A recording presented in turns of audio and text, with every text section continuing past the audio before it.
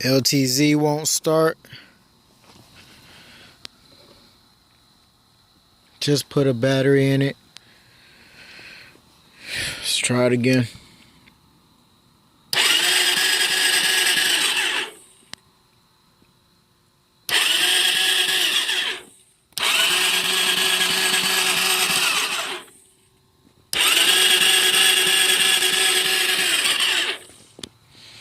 I don't know. Might have to charge the battery up or something. I don't know.